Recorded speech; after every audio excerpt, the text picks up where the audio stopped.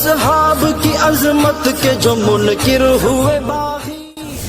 قافلہ کفر سے بیزار ہیں ہم لوگ۔ کہ صحابہ کرام رضوان اللہ علیہم اجمعین معیار حق ہے، یعنی عمل اور عقیدہ وہی قابل قبول ہوگا جو صحابہ کرام رضوان اللہ علیہم اجمعین کے عمل اور عقیدے کے مطابق ہوگا۔ تو لوگ اعتراض یہ کرتے ہیں کہ دیکھو فلاں صحابی سے فلاں گناہ ہوا، اور آپ خود مانتے ہیں فلاں صحابی سے فلاں غلطی ہوئی، اور ہم خود مانتے ہیں غلطی ہوئی، لیکن جب جس شخص سے غلطی ہو رہی ہے تو اس کی غلطیاں بھی معیار ہیں۔ آپ نے کہا کہ صحابہ کا عمل بھی ہمارے لیے معیار ہے، صحابہ کا عقیدہ، صحابہ کا ایمان بھی ہمارے لیے معیار ہے، تو ان سے جو غلطیاں ہوئیں کیا وہ بھی ہمارے لیے معیار ہے؟ یعنی ایک صحابی رسول سے اللہ پاک نے زنا تک کے کرا دیا تاکہ امت کے سامنے یہ حکم کھل کر کے آ جائے کہ اس پر پھر توبہ کیسے کرنی ہے۔ وہ صحابی رسول اللہ صلی اللہ علیہ وسلم کے پاس آئے اور کہا یا رسول اللہ مجھے سزا جاری کیجئے، میرے اوپر مجھ سے یہ گناہ ہو گیا۔ آپ علیہ السلام نے انہیں ٹالا کہ کیونکہ حکم اس میں یہی ہے، پہلے ٹالا جاتا ہے، تب پوری اس کے اندر گواہی بہت سخت چاہیے، جب جس حکم کی سزا موت ہوتی ہے اس پر گواہی بھی اتنی سخت چاہیے ہوتی ہے۔ تو وہ آتے رہے بار بار کہ یا رسول اللہ آپ سزا جاری کرائیے، پھر آپ علیہ السلام نے سزا جاری کرا دی۔ اب امت کے سامنے یہ حکم آ گیا کہ رجم کا پتھر کا مطلب یہ نہیں ہے کہ ظاہری مرادوں کے بس ایسے اس کو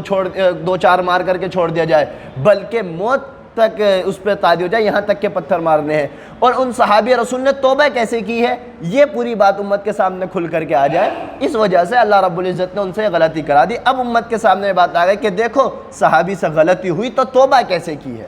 ٹھیک ہے، یہ بات کھل کر کے آ گئی۔ تو اس وجہ سے اور دیگر صحابہ کرام سے بھی،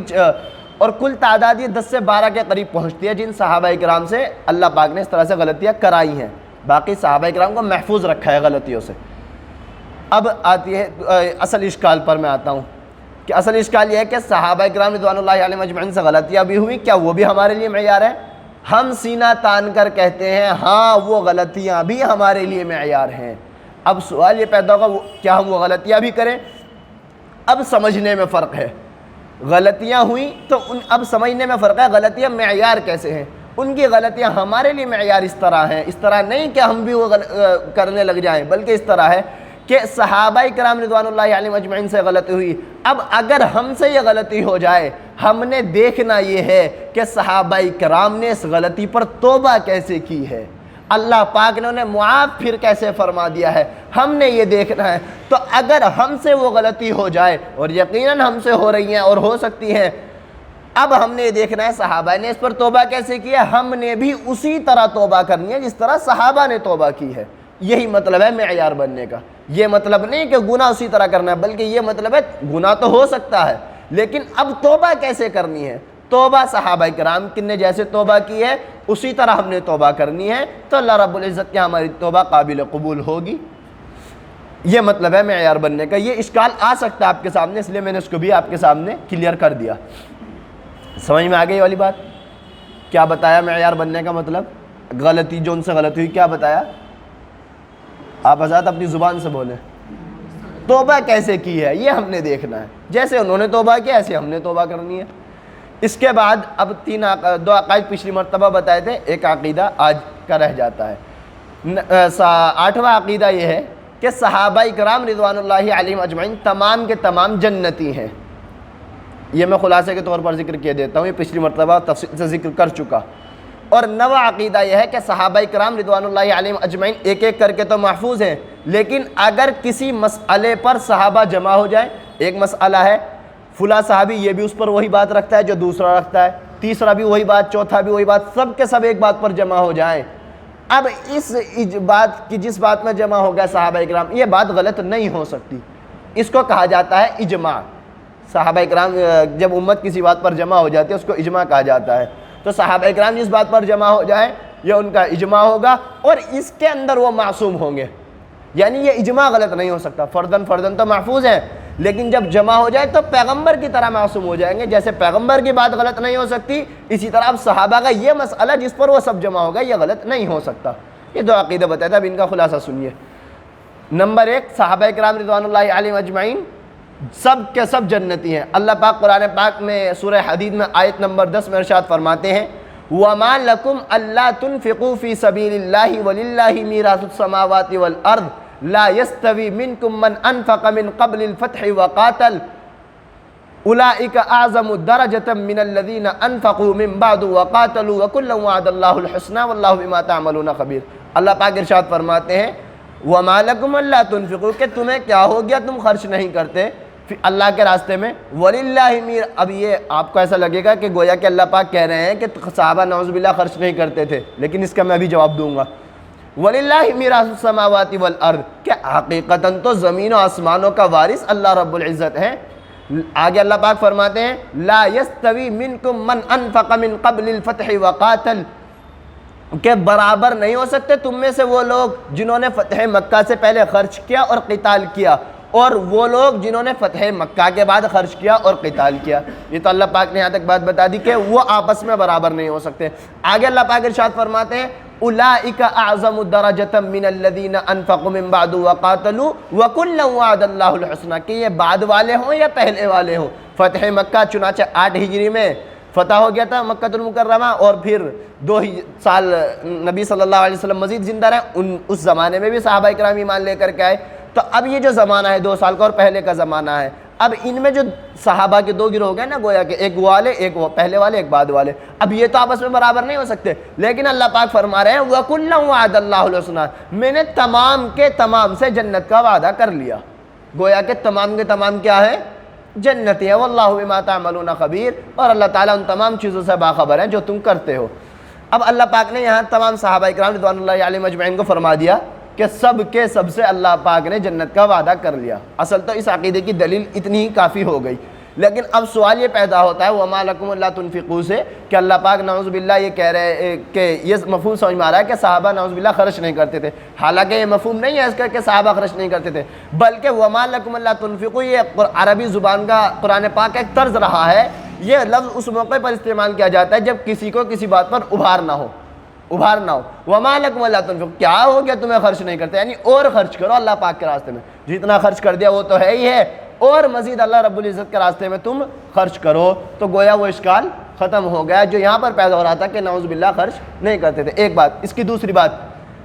اب بات یہ والی ٹھیک ہے خرچ نہیں کرتے تھے، مفہوم تو یہ بھی نکل رہا اور یہ مفہوم بھی نکل رہا کہ ابھارنا ہے۔ اب بات ابھارنے والی یہ ٹھیک ہے یا وہ والی بات ٹھیک ہے؟ اب یہاں پہ ایک اور یہ اس پر دلیل چاہیے، اس پر دلیل قرآن پاک کی آیت کا یہ اگلا ہی جملہ ہے وَكُلًّا وَعَدَ اللَّهُ الْحُسْنَى، کہ اللہ پاک صحابہ اکرام کو خوشخبری دے رہے ہیں، اللہ پاک صحابہ اکرام کے لیے ایک اچھی بات لے کر کے آ رہے ہیں۔ اگر نعوذ باللہ اللہ پاک ڈانٹتے کہ تم خرچ نہیں کرتے تو صحابہ کے لیے جنت کا وعدہ آتا آگے یا کوئی اور وعدہ آتا؟ صحابہ کے لیے آگے جنت کا وعدہ آ رہا ہے۔ اس سے پتہ چلا یہ جو وَمَا لَكُمْ أَلَّا تُنْفِقُوا ہے، اس کا مطلب یہ نہیں ہے کہ وہ نعوذ باللہ خرچ نہیں کرتے تھے، بلکہ مطلب یہ ہے کہ اس پر اللہ پاک ان کو ابھار رہے ہیں کہ آپ خرچ کیجئے۔ اس کی ایک اور دلیل میں نے ایک اور مثال سے سمجھایا تھا وَمَا لَكُمْ أَلَّا تُنْفِقُوا، کہ دیکھو اللہ پاک صحابہ کو کہہ رہا ہے کہ تم خرچ کرو، یہی کہہ رہے ہیں نا، اور آدمی اسی کا مال خرچ کرواتا ہے اور اسی کا مال اپنے لیے استعمال کرتا ہے جس کا مال اس کو پسند ہو اور جس سے اس کو محبت ہو۔ گویا کہ اللہ رب العزت کو صحابہ اکرام رضوان اللہ علیہم اجمعین سے محبت اور پیار ہے، ان کا مال خرچ کرنا پسند ہے، اسی لیے اللہ پاک ان کو ابھار رہے ہیں کہ تم خرچ کرو۔ اگر نعوذ باللہ صحابہ اکرام کا مال اللہ کو پسند نہ ہوتا تو اللہ پاک ان کو یہ نہیں کہہ سکتے تھے۔ آپ اپنے یہاں دیکھ لیجئے، آپ کا کوئی دوست ہوتا ہے، آپ اس سے کہتے ہیں، اگر کوئی آپ کو مثال کے طور پر کچھ کھلاتا ہے لا کر کے، اگر وہ روک دے ذرہ برابر بھی اس میں کمی آ جائے تو آپ کہتے ہیں بھائی کیا ہو گیا، کیوں نہیں کھلا رہے ہو آج کل۔ اب یہ لفظ ہم بھی استعمال کرتے ہیں، اس کا مطلب یہ ہے کہ ہمیں اسی طرح جیسے پہلے آپ ہم پر خرچ کرتا رہتے اسی طرح اب پھر ہمارے ساتھ وہی معاملات جاری رکھو۔ تو یہی طرز اللہ پاک نے اپنایا کہ صحابہ اکرام کو ابھار رہے ہیں اللہ پاک کہ تم اللہ رب العزت کے راستے میں خرچ کرو۔ یہ تھا صحابہ اکرام رضوان اللہ علیہم اجمعین کے تعلق سے جنت کے بارے میں۔ دوسری بات جو اسی سے نکلتی ہے وہ یہ کہ اس کا مطلب یہ ہوا صحابہ اکرام جنتی ہیں کہ صحابہ اکرام رضوان اللہ علیہم اجمعین جہنم میں نہیں جا سکتے، ٹھیک ہے؟ ایک لمحے کے لیے بھی صحابہ اکرام کو جہنم کی آگ نہیں چھو سکتی، جہنم میں نہیں جا سکتے۔ اس پر دلیل سن لیجئے، حضرت جابر ابن عبداللہ رضی اللہ تعالیٰ عنہ فرماتے ہیں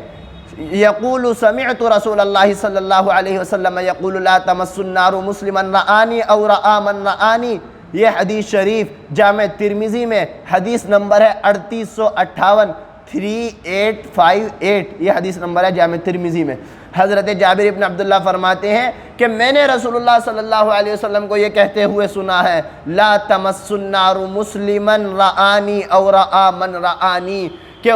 وہ صحابی رسول، وہ مسلمان جس نے جو ایمان کی حالت میں جس نے مجھے دیکھا، جس نے صحابی ہونے کے شرف صحابیت پا کر کے میرا دیدار کیا، جس نے شرف صحابیت پا لیا، اس کو جہنم کی آگ نہیں چھو سکتی۔ یہ نبی صلی اللہ علیہ وسلم نے ارشاد فرما دیا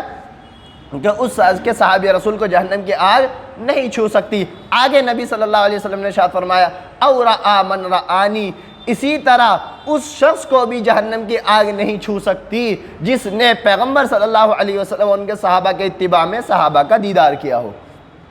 صحابہ کرام کی صحبت پائی ہو، اس کو بھی جہنم کی آگ نہیں چھو سکتی۔ یہ پورا عقیدہ ہو گیا کہ صحابہ کرام رضوان اللہ علیہم اجمعین سب کے سب جنتی ہیں، کوئی ایک بھی جہنم میں نہیں جا سکتا۔ اب نوا عقیدہ کیا تھا کہ صحابہ کرام رضوان اللہ علیہم اجمعین کا اجماع معصوم ہے، جس مسئلے پر جمع ہو جائے وہ مسئلہ غلط نہیں ہو سکتا۔ اس پر بھی یہ میں نے پوری تشریح بتا دی اجماع کا کیا مطلب ہے۔ اب اس پر دلیل سن لیجئے۔ امام محمد ابن احمد السرخسی رحمہ اللہ فرماتے ہیں اصول سرخسی میں جلد نمبر 1 صفحہ نمبر 318 کہ جس مسئلے پر تمام عربی عبارت ہے، میں عربی آپ کے سامنے کیا پڑھوں، اردو پڑھ دیتا ہوں،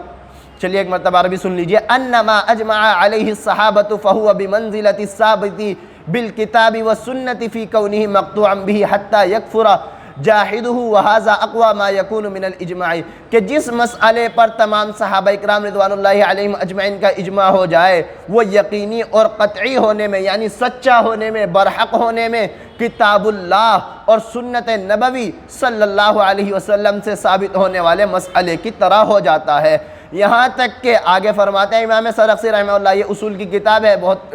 جامع ترین، حضرت امام سرخسی فرماتے ہیں حتیٰ کہ اس اجماع کے منکر کو شرعاً کافر قرار دیا جائے گا، یعنی جس مسئلے پر صحابہ اکرام جمع ہو جائیں، اب اس مسئلے میں اگر صحابہ کا کوئی انکار کرے، یعنی اس مسئلے کو غلط کہہ دے، تو اب اس شخص کو کافر کہا جائے گا۔ جو شخص اس عقیدے کا انکار کر دے کہ نعوذ باللہ صحابہ کا اجماع معصوم نہیں ہے بلکہ ان سے غلطی ہو سکتی ہے، ان تمام مل کر کے اگر کسی مسئلے میں جمع ہو جائے اس مسئلے میں ان سے غلطی ہو سکتی ہے، تو جو شخص یہ بات کہے گا اس کو کیا کہا جائے گا؟ کافر کہا جائے گا۔ آگے فرماتے ہیں اور یہ اجماع کی سب سے قوی ترین قسم ہے۔ اجماع کی اقسام ہوتی ہیں، یہ انہوں نے کہا کہ سب سے قوی ترین جو اجماع ہوتا ہے وہ حضرات صحابہ کرام رضوان اللہ علیہم اجمعین کا اجماع ہوتا ہے۔ یہ امام سرخسی رحمہ اللہ نے فرما دیا۔ اسی طریقے سے امام محی الدین یحییٰ بن شرف النووی رحمہ اللہ فرماتے ہیں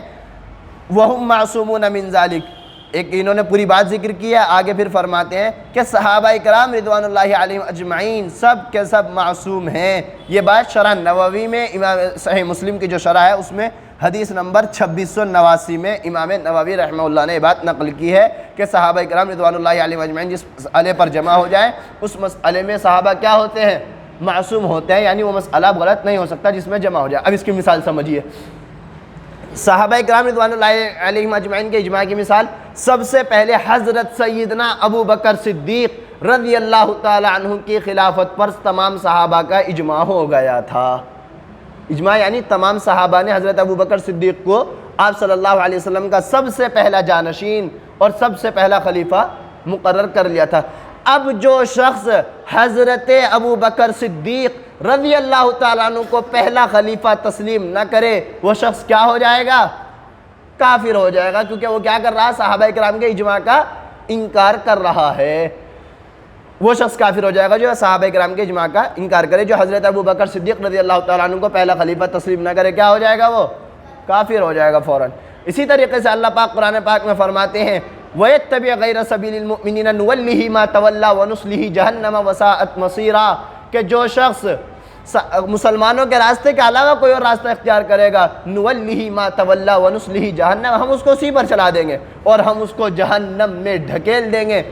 وَسَاءَتْ مَصِيرًا، اور جہنم بہت برا ٹھکانہ ہے۔ جو سزا اللہ پاک نے نبی صلی اللہ علیہ وسلم کی بات کے انکار کرنے کی بیان فرمائی ہے وہی سزا صحابہ کے اجماع اور مؤمنین کے اجماع کے انکار کی بیان فرمائی ہے۔ تو یہ بات آ گئی آپ کے سامنے، اس کی مثال بھی آ گئی کہ اجماع کی مثال کیا ہے؟ حضرت ابو بکر صدیق رضی اللہ تعالیٰ عنہ کے خلیفہ بلا فصل ہونے پر تمام صحابہ کا اجماع ہے۔ اسی طریقے سے نور الانوار ایک اصول فقہ کی بہت معتبر ترین کتاب ہے، ہر مدرسے میں یہ کتاب پڑھائی جاتی ہے۔ اس کے صفحہ نمبر 220 پر جہاں یہ مسئلہ آیا کہ صحابہ کے اجماع کی جو انہوں نے دلیل ذکر کی، مثال کے طور پر وہ یہی مسئلہ ذکر کیا کہ حضرت ابو بکر صدیق رضی اللہ تعالی عنہ کی خلافت کا، ان کے خلیفہ بلا فصل ہونے کا جو شخص انکار کرے گا وہ کافر ہو جائے گا۔ یہ بات آپ یاد رکھیے۔ اب آتے ہیں تیسری بات پر۔ تیسرا عقیدہ ہمارا ہے مشاجرات صحابہ کے تعلق سے۔ مشاجرات صحابہ کیا ہے، اس کو سمجھیے۔ مشاجرات کے معنی کیا ہیں، پہلے اس کو سمجھیے۔ مشاجرات کے معنی آتے ہیں کہ ایک درخت کی چند ٹہنیوں کے ہوا کے سخت ہونے کی وجہ سے ٹکرانے کا نام مشاجرات ہے۔ ایک درخت کی چند ٹہنیوں کے آپس میں اگر ٹکرا جائے تو اس کا نام کیا ہے، مشاجرات ہے۔ اب مشاجرات صحابہ کا معنی کیا ہوا؟ مشاجرات صحابہ کا معنی یہ ہوا کہ صحابہ کرام رضوان اللہ علیہم اجمعین ہیں تو سب کے سب جنتی، ہیں تو سب کے سب مسلمان، لیکن غیروں کی سازشوں کی وجہ سے ان میں بھی آپس میں ٹکراؤ ہو گیا تھا، ان میں بھی آپس میں جھگڑے تک کی نوبت آ گئی تھی، قتال تک کی نوبت آ گئی تھی۔ اسی کا نام کیا ہے، مشاجرات صحابہ۔ اب اس تعلق سے ہمارا نظریہ کیا ہے؟ صحابہ کرام رضوان اللہ علیہم اجمعین میں آپس میں کیا ہو گیا، قتل و قتال تک کی نوبت آ گئی۔ اب لوگ یہاں پر ایک گھڑی ہوئی اپنی بات لے کر کے آتے ہیں کہ جب دو لوگوں میں جھگڑا ہوتا ہے تو ایک صحیح ہوتا ہے ایک غلط ہوتا ہے۔ یہ بات کہتے ہیں نا، جب دو لوگوں میں جھگڑا ہوتا ہے ایک صحیح ایک غلط۔ ہم کہتے ہیں کہ یہ بات آپ کی قرآن پاک کے خلاف ہے، ایک صحیح ایک غلط۔ ایسا بھی ہوتا ہے کہ دونوں صحیح ہوتے ہیں، ایسا بھی ہے۔ قرآن پاک میں خود اس کی مثال موجود ہے، دو انبیاء کی مثال موجود ہے۔ حضرت موسیٰ علیہ السلام یہ بھی جلیل القدر پیغمبر، اور حضرت ہارون علیہ السلام یہ بھی جلیل القدر پیغمبر۔ کسی ایک مسئلے میں ان کا آپس میں معاملہ پیش یہ آیا کہ حضرت موسیٰ علیہ السلام نے حضرت ہارون کے سر کے بال پکڑ لی اور حضرت ہارون کی داڑھی پکڑ لی۔ یبن ام لا تأخذ بلحیتی ولا برأسی، یہ پوری بات موجود ہے۔ حضرت ہارون کہہ رہے ہیں یبن ما، اے میری ماں کے بیٹے، لا تأخذ بلحیتی ولا برأسی، میرے سر کے بال اور میری داڑھی مت پکڑیے آپ۔ جو بات وہ حضرت موسیٰ علیہ السلام ظاہراً سمجھ رہے تھے وہ بات وہ نہیں تھی، بلکہ وہ بات حقیقتاً کچھ اور تھی، تو حضرت موسیٰ علیہ السلام نے حضرت ہارون علیہ السلام کو پکڑ لیا، تو اب حضرت ہارون علیہ السلام نے اس کی صفائی دی۔ اب دیکھیے، اب آپ مجھے بتائیے ان میں سے کون غلط تھا کون صحیح تھا؟ نہ وہ غلط تھے نہ وہ غلط تھے، دونوں پیغمبر ہیں، دونوں اللہ رب العزت کے بھیجے ہوئے پیغمبر ہیں، دونوں معصوم ہیں۔ اب اس کو گناہ بھی نہیں کہا جا سکتا، یہ گناہ نہیں ہے، بلکہ ایک بات ظاہر کے خلاف سمجھ میں آ رہی ہے،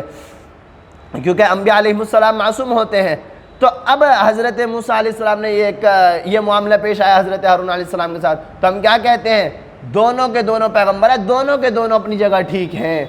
کوئی ایک بھی ان میں سے غلط نہیں ہے۔ اسی طرح صحابہ کرام رضوان اللہ علیہم اجمعین، اگر آپس میں دونوں کی لڑائی ہو گئی غیروں کی باتیں پھیلانے کی وجہ سے اور دشمنان اسلام کی سازشوں کی وجہ سے، اگرچہ ان کے اندر لڑائی کا معاملہ آ گیا تو تب بھی ان کی صحابیت پر کوئی فرق نہیں پڑتا، دونوں کی دونوں جماعتیں جنتی ہیں، سب کے سب جنتی ہیں، کسی ایک کی صحابیت اور جنتی ہونے پر کوئی فرق اس سے نہیں پڑھ سکتا۔ جیسے وہاں پر انبیاء علیہ السلام پر کوئی حرف نہیں آپ لا سکتے، کوئی ایک حرف، کوئی ایک زبان درازی انبیاء علیہ السلام کے خلاف نہیں کر سکتے، اسی طریقے سے یہاں پر بھی صحابہ کرام کے خلاف بھی ذرہ برابر زبان درازی نہیں کر سکتے۔ یہ تھا صحابہ کرام رضوان اللہ علیہم اجمعین کا اس تعلق سے کہ مشاجرات صحابہ کے تعلق سے ہمارا عقیدہ کیا ہے، وہ میں نے آپ کے سامنے رکھ دیا کہ ہم اس میں سے ذرہ برابر بھی کسی ایک کو بھی غلط نہیں کہہ سکتے، دونوں کے دونوں ٹھیک ہوں گے۔ اس تعلق سے بھی میں نے آپ کے سامنے رکھ دیا۔ اچھا، اب اس کے اندر یہ ہوتا ہے کہ لوگ حضرات صحابہ کرام رضوان اللہ علیہم اجمعین کا جب یہ معاملہ پیش آتا ہے تو اب صحابہ کرام کو نعوذ باللہ گالیاں دینی شروع کر دیتے ہیں، صحابہ کرام رضوان اللہ علیہم اجمعین کو برا بھلا کہنا شروع کر دیتے ہیں۔ اس پر پہ سنیے، اسی جو ابھی ایک اور حوالہ یہ اوپر گزر چکا ہے، امام محی الدین یحییٰ بن شرف النووی رحمہ اللہ فرماتا ہے وَعْلَمْ أَنَّ سَبَّ الصَّحَابَةِ رضی اللہ عنہم حرام من فواحش المحرمات سواء من لابس الفتن منہم وغیرہ لأنہم مجتہدون فی تلک الحروب۔ اس کا ترجمہ سنیے، یہ بات خوب اچھی طرح جان لیجئے کہ صحابہ کرام رضوان اللہ علیہم اجمعین کے بارے میں نامناسب باتیں کرنا حرام ہے، کبیرہ گناہوں میں سے ہے، خواہ وہ بات ان صحابہ کرام رضوان اللہ علیہم اجمعین کے بارے کی جائے کے بارے میں کی جائے جو مشاجرات کا شکار ہوئے، یعنی یہ جو مشاجرات کا معاملہ صحابہ کرام میں آپس میں پیش آ گیا تھا۔ حضرت امام نووی فرماتے ہیں، یہ اس کا امام نووی رحمہ اللہ کی جو شرح مسلم کی شرح ہے، اس کا حدیث نمبر بھی یاد رکھ لیجئے 4610 4610، اس میں یہ روایت لائے ہیں یہ امام نووی رحمہ اللہ، یہ فرماتے ہیں وَعَلَمْ أَنَّ سَبَّ الصَّحَابَةِ رضی اللہ عنہم حرام، کہ صحابہ کرام رضوان اللہ علیہم اجمعین کے تعلق سے ذرہ برابر کوئی غلط بات کرنا کیا ہے؟ بالکل حرام ہے، گناہ کبیرہ ہے، چاہے ان صحابہ کے تعلق سے جن میں آپس میں لڑائی کے معاملات پیش آ گئے تھے۔ اب یہ کیا معاملات ہیں پورے، یہ انشاءاللہ آگے چل کر کے آئیں گے۔ تو یہ بات امام نووی رحمہ اللہ نے بھی اپنے یہاں پر پہ ذکر کی ہے۔ اسی طریقے سے نبی صلی اللہ علیہ وسلم نے ارشاد فرمایا ہے لا تسبوا اصحابی، کہ تم میرے صحابہ کو برا مت کہنا۔ یہ حدیث شریف صحیح البخاری حدیث نمبر ہے 3673 3673، صحیح البخاری کے اندر یہ حدیث شریف موجود ہے۔ لا تسبوا اصحابی، نبی صلی اللہ علیہ وسلم نے ارشاد فرمایا میرے صحابہ کو برا مت کہنا، میرے صحابہ کے بارے میں کوئی زبان درازی مت کرنا۔ اب جب نبی صلی اللہ علیہ وسلم کا فتویٰ موجود ہے کہ میرے صحابہ کے بارے میں کوئی زبان درازی مت کرنا، تو اب کسی کے اندر کیا مجال ہے کہ وہ کسی صحابی رسول کے بارے میں الٹی سیدھی زبان لے کر کے بیٹھ جائے۔ اچھا، ایک اور بات آپ یہاں پر دیکھیے، قرآن اور سنت، رسول اللہ صلی اللہ علیہ وسلم کی حدیث اور قرآن پاک، اگر ہمیں کوئی بات عقل کے خلاف، اگر کوئی بات عقل کے خلاف ہے، قرآن کی یا حدیث شریف کی، حقیقتاً عقل کے خلاف قرآن و سنت کی بات نہیں ہو سکتی، مگر نظر آنے والے کو نظر آ سکتی ہے، تو ہمارا عقیدہ یہ ہے کہ ہم عقل کو چھوڑ دیں گے۔ ہمارا عقیدہ یہ ہے ہم عقل کو چھوڑ دیں گے، پیغمبر کی بات کو مانیں گے اور قرآن کی بات کو مانیں گے۔ یہی عقیدہ ہے یا نہیں ہے؟ ہم تو یہاں تک کہ کہتے ہیں اگر کسی بات کو ہماری آنکھیں بھی دیکھ لیں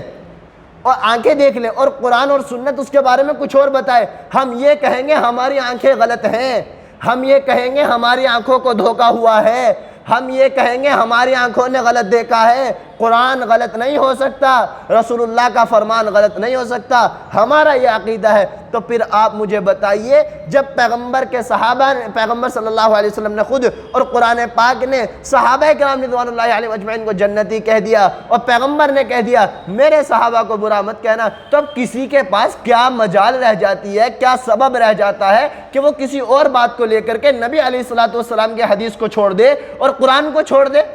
بھائی جو شخص صحابہ کے کسی اگرچہ ظاہراً کچھ اور ہی سمجھ میں آ رہا ہے، مثال کے طور پر سمجھ لیے غلط ہی سمجھ میں آ رہا ہے عقل سے، لیکن اب کوئی آدمی اس کو لے کر کے بیٹھ جائے اور صحابہ پر نعوذ باللہ زبان درازیاں شروع کر دے، اس کا مطلب یہ ہوا کہ اس نے قرآن کو دوسرے نمبر پر رکھا، اپنی عقل کو پہلے نمبر پر رکھا۔ اس کا مطلب یہ ہوا اس نے رسول اللہ کے فرمان کو دوسرے نمبر پر رکھا، اپنی عقل کو پہلے نمبر پر رکھا۔ اور ایسا شخص مسلمان نہیں ہو سکتا، ایسا شخص فوراً کافر ہو جائے گا جو اپنی عقل کو پہلے نمبر پر رکھے، نعوذ باللہ قرآن و سنت کو دوسرے نمبر پر رکھے۔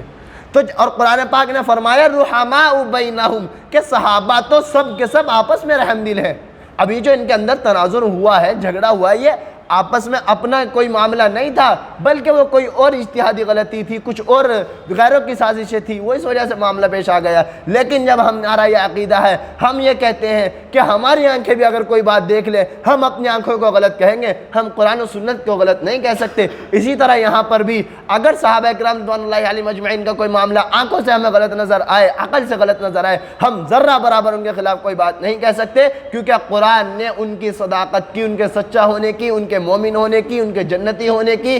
سب گواہیاں قرآن پاک میں موجود ہیں۔ یہ آگے چل کر کے انشاءاللہ تفصیلی آیات پہ بات ہوتی رہے گی۔ اور رسول اللہ صلی اللہ علیہ وسلم نے فرما دیا میرے صحابہ کو برا مت کہنا۔ حضور نے یہ تو نہیں فرمایا جن کے ساتھ یہ معاملہ ہو جائے ان کو کہہ دینا یا ان کو نہ کہنا،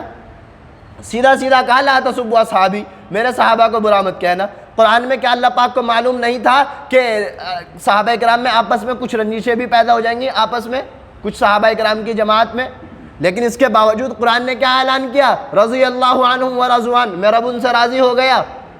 اس کے باوجود اللہ پاک کو تو بعد کی بھی باتوں کا علم ہے نا، اللہ پاک کو تو علم تھا کہ یہ معاملات بھی صحابہ میں پیش آ سکتے ہیں، لیکن اس کے باوجود کیا فرما رہے اللہ پاک؟ رضی اللہ عنہم ورضوا عنہ، میں رب ان سے راضی ہو گیا۔ اب آپ مجھے بتائیے، جب اللہ پاک کہہ رہے ہیں میں ان سے راضی ہو چکا ہوں، اب ہماری عقلیں لاکھ غلط باتیں عقل کہتی رہے، لیکن ذرہ برابر بھی صحابہ کرام کے خلاف کوئی زبان درازی نہیں کی جا سکتی، کیونکہ اللہ پاک نے جب گارنٹی دے دی ان کی ہر چیز کی، اب کسی کے پاس کیا مجال رہ جاتی ہے؟ اسی طریقے سے نبی صلی اللہ علیہ وسلم نے ارشاد فرمایا من سب الصحابہ کہ جو شخص صحابہ کرام رضوان اللہ علیہم اجمعین کے بارے میں کوئی زبان درازی کرے فعلیہ لعنت اللہ والملائکۃ والناس اجمعین کہ اس شخص پر خدا کی بھی لعنت ہو، فرشتوں کی بھی لعنت ہو، کائنات کی ساری مخلوقات کی بھی اس پر لعنت ہو۔ آگے اللہ کے پیغمبر فرماتے ہیں لا يقبل اللہ منہ صرفا ولا عدلا کہ جو شخص صحابہ کرام کے بارے میں کوئی زبان درازی کرے گا، اللہ پاک کے ہاں جب یہ اپنے فرائض لے کر کے آئے گا، نوافل، صدقات، حج، یہ طواف، یہ سب لے کر کے آئے گا، اللہ پاک قبول نہیں فرمائیں گے۔ یہ بات کون کہہ رہا ہے؟ نبی صلی اللہ علیہ وسلم۔ نبی صلی اللہ علیہ وسلم یہ بات فرما رہے ہیں کہ وہ اللہ پاک پھر اس کے عمل کو قبول نہیں فرمائیں گے۔ وہ فرائض نماز اپنی جتنی مرضی لے کر کے آ جائے، اللہ پاک منہ پہ پھینک کے مار دیں گے۔ نوافل جتنے مرضی لے کر کے آ جائے، اللہ پاک منہ پہ پھینک کے مار دیں گے، قبول نہیں فرمائیں گے۔ یہ میں نہیں کہہ رہا، یہ نبی صلی اللہ علیہ وسلم ارشاد فرما چکے ہیں، اور یہ حدیث شریف کا میں پہلے بھی حوالے دے چکا ہوں۔ فضائل الصحابہ میں امام محمد رحمہ اللہ کی بابو ذکری فضائل ابن عباس رضی اللہ تعالیٰ عنہ میں یہ حدیث شریف موجود ہے، امام محمد رحمہ اللہ کی فضائل صحابہ میں، آپ وہاں پر اس حدیث شریف کو دیکھ سکتے ہیں۔ یہ حدیث شریف وہاں پر موجود ہے کہ نبی صلی اللہ علیہ وسلم نے فرما دیا کہ جو میرے صحابہ کے بارے میں کوئی زبان درازی کرے گا، اس کا نہ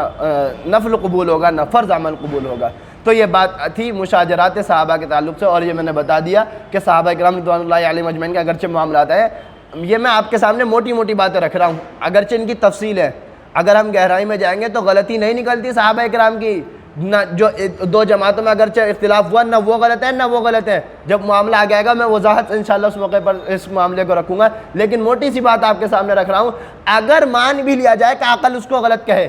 اگر آنکھوں سے بھی دیکھ لیں، تب بھی ہم ان کو ذرہ برابر برا نہیں کہہ سکتے، کیونکہ قرآن اور سنت نبی صلی اللہ علیہ وسلم کے فرمان جو غلط نہیں ہو سکتے، وہ ان کی تعریفیں کر چکے اور وہ یہ حکم دے چکے کہ ان کے بارے میں ذرہ برابر زبان درازی آپ نے نہیں کرنی۔ تو یہ الحمدللہ آج ہمارے 10 عقائد مکمل ہو چکے صحابہ کرام رضوان اللہ علیہم اجمعین کے تعلق سے۔ 5 عقائد کا خلاصہ میں نے پہلے ذکر کر دیا تھا، 5 عقائد کا خلاصہ ہے بعد میں ذکر، اب یہ 3 عقائد کا خلاصہ ذکر کر دیا، اور باقی اب انشاءاللہ اگلے ہفتے سے دوسری بات شروع ہوگی، اور وہ ہوگی اہل بیت کسے کہتے ہیں۔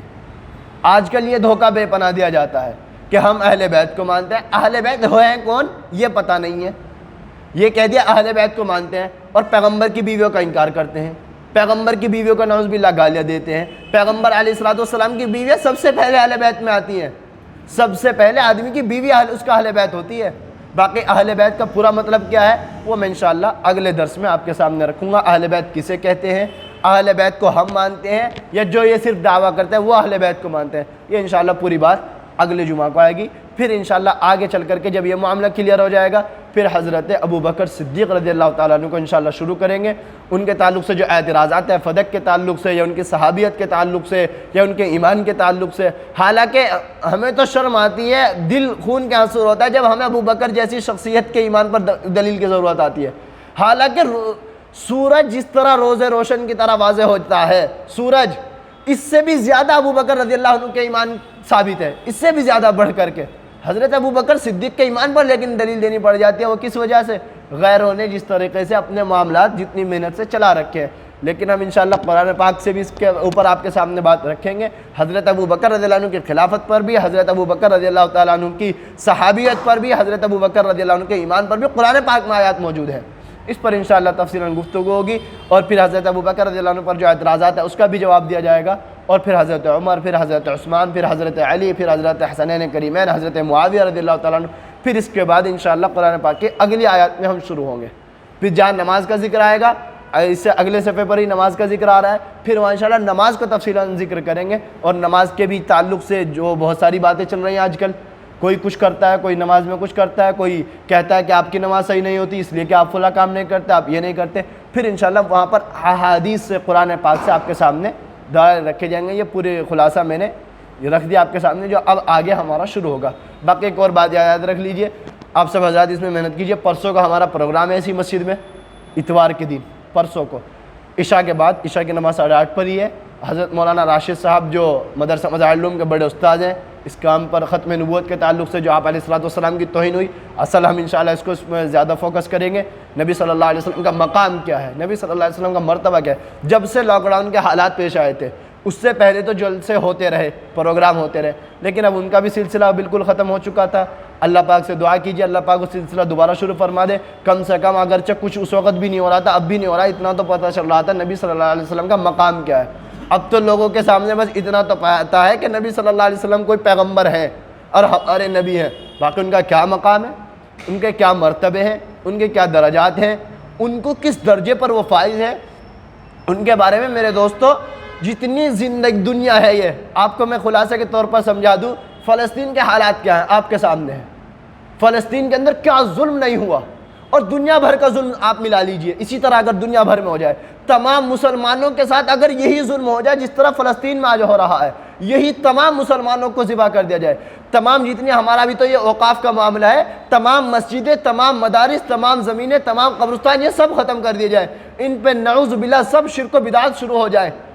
اس کے باوجود بھی پیغمبر علیہ السلام کا مقام اتنا بلند درجے کا ہے کہ پیغمبر کی عزت پر اگر حرف آئے گا تو یہ اس سے بھی بدتر ہوگا، اس سے بھی زیادہ برا ہوگا، پیغمبر علیہ السلام کی عزت کے خلاف کوئی بات کرنا۔ اب آپ اندازہ اس سے لگا سکتے ہیں، میں سوچ رہا تھا اس کے لیے کیا، حالانکہ ہمارے پاس تو الفاظ ہی نہیں ہے پیغمبر کی عزت بیان کرنے کے لیے، لیکن ایک یہ معاملہ درپیش ہے لوگوں کے سامنے، اس کی اہمیت ہے فلسطین کے معاملے کی، اس لیے میں نے آپ کے سامنے اس معاملے کی مثال دی کہ اگر تمام امت مسلمہ کو ذبح کر دیا جائے، ارے پیغمبر تو بہت دور کی بات ہے، پیغمبر صلی اللہ علیہ وسلم کی جوتیاں، پھر ان جوتیوں سے لگنے والے ذرات کے برابر ہم کائنات کو نہیں سمجھتے، پھر پیغمبر کی ذات، اور یہ بھی میں نے بہت بڑی بات کہہ دی پیغمبر صلی اللہ علیہ وسلم کی جوتیوں سے لگنے والے ذرات، بلکہ پیغمبر کے نوکر، پیغمبر کے غلام، صحابہ اکرام، ان کے گھوڑے، ان کے جانور، پھر ان کے جو قدم، پھر ان کے قدموں سے جو ذرات لگے، اس کا بھی کائنات مقابلہ نہیں کر سکتی۔ حضرت عمر ابن عبدالعزیز رحمہ اللہ کا جملہ ہے، میں اپنی طرف سے نہیں کہہ رہا، کبھی آپ سمجھے شاید جوش میں جملہ بول دیا، بلکہ حضرت عمر ابن عبدالعزیز رحمہ اللہ کا جملہ، حضرت عبداللہ ابن مبارک رحمہ اللہ کا یہ جملہ ہے، غالباً حضرت عبداللہ ابن مبارک کا ہے، حضرت عبداللہ ابن مبارک رحمہ اللہ کا جملہ ہے۔ کسی شخص نے آ کر کے سوال کیا تھا کہ حضرت عمر ابن عبدالعزیز زیادہ افضل ہے یا حضرت امیر معاویہ رضی اللہ تعالیٰ عنہ زیادہ افضل ہے؟ حضرت عمر ابن عبدالعزیز رحمہ اللہ وہ صحابی نہیں ہے بلکہ صحابی کے بعد کے ہیں، تو حضرت عبداللہ ابن مبارک رحمہ اللہ نے آ کر کے ارشاد فرمایا تھا کہ ارے تم عمر ابن عبدالعزیز کو امیر معاویہ رضی اللہ تعالیٰ عنہ سے ملاتے ہو جو صحابی ہے، عمر ابن عبدالعزیز تو حضرت امیر معاویہ کا جو گھوڑا جس میں انہوں نے نبی صلی اللہ علیہ وسلم کے ساتھ شرکت کی تھی، اس گھوڑے کی جو دھول تھی، جو ذرات تھے، اس کا بھی عمر ابن عبدالعزیز مقابلہ نہیں کر سکتے، اور پھر ہم اور آپ کی تو حیثیت ہی کیا ہے؟ عمر ابن عبدالعزیز جیسا شخص جس کے دور خلافت کا حال یہ تھا، لوگ کہتے تھے کہ عمر رضی اللہ تعالیٰ عنہ کا دور خلافت لوٹ کر کے آ گیا، یہ ان کی حکومت اس قدر مضبوط تھی، یہاں تک کہ حالات اتنے مضبوط ہو گئے تھے مسلمانوں کے کہ زکوٰۃ لینے کے لیے جاتے تھے، زکوٰۃ لینے والا نہیں ملتا تھا، سب کے سب مالدار، سب کے سب قرآن و سنت پر چلنے والے، یہ حالات ہیں، لیکن اس کے باوجود بھی حضرت عبداللہ ابن مبارک کیا فرما رہے؟ عمر ابن عبدالعزیز امیر معاویہ کے گھوڑے کے پاؤں کی دھول کا بھی مقابلہ نہیں کر سکتے، اور پھر پیغمبر جن کی وجہ سے ساری کائنات، ان صحابہ کو وجود ملا، جن کی وجہ سے ابوبکر صدیق کو صداقت ملی، چاند کو وجود ملا، آسمان کو وجود ملا، ہر کچھ نبی صلی اللہ علیہ وسلم کی وجہ سے، تو ان کا تو مقام تو ہماری عقلوں سے ہی بالا تر ہے۔ یہ جو میں نے مثال بھی دی کہ دنیا ختم ہو جائے، یہ اتنا بڑا نقصان نہیں ہے جتنا بڑا نقصان نبی صلی اللہ علیہ وسلم کی عزت پر حملے کا ہے، یہ صرف ایک مثال کے درجے میں آپ کے سامنے رکھ دیا، ورنہ ہمارے پاس نبی صلی اللہ علیہ وسلم کا مقام بیان کرنے کے لیے الفاظ ہی نہیں ہے۔